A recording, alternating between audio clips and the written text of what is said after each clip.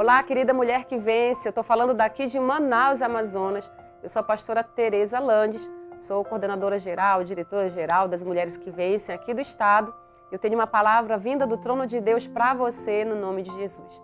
Eu vou falar aqui hoje, nós vamos falar de 1 Crônicas, no capítulo 19.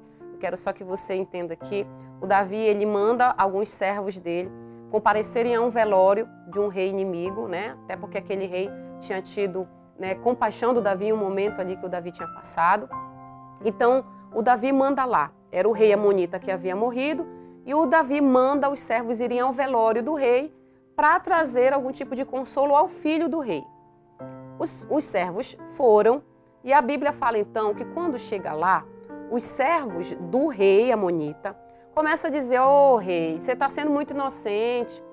Os servos do Davi estão aqui, rei, não é para te trazer consolo por causa do teu pai, não. É porque eles querem, na verdade, espiar a terra."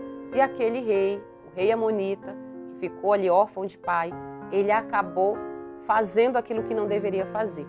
A Bíblia diz em 1 Crônicas, no capítulo 19, no versículo 4, pelo que Anum é o nome do rei, tá?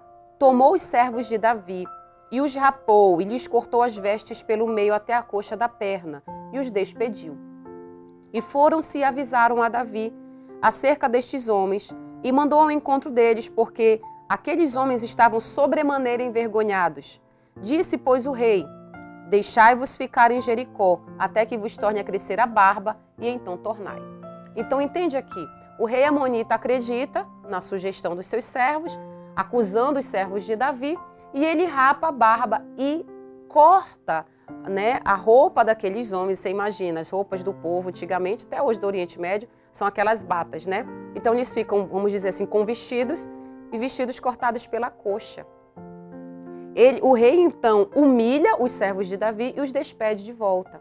Quando Davi sabe que os seus servos iam voltando sem a barba, com a barba rapada e com a roupa cortada pelo toco da coxa, o Davi fala o seguinte: não deixe esses servos chegarem aqui a Jericó, a cidade não, deixa eles ficarem lá em Jericó, porque eles já estavam demasiadamente envergonhados. Então o Davi, ele tem um cuidado que você, mulher que vence, você deve ter.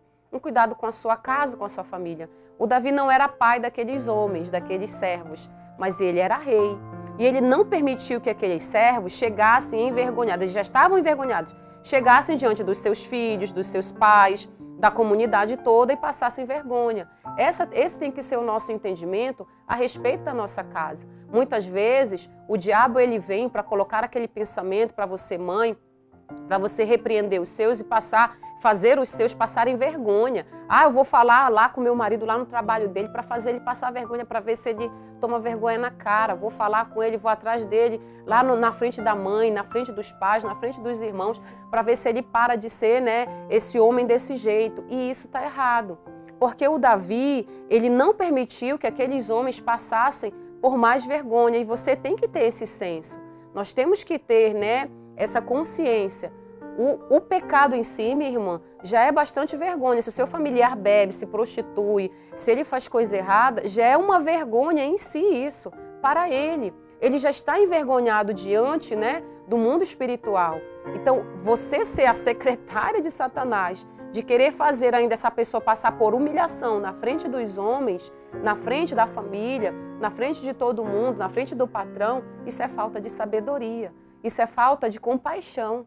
O Davi não fez isso. Ele, como rei, ele protegeu os seus servos. Ele, como rei, ele não permitiu que os seus servos sofressem uma maior humilhação.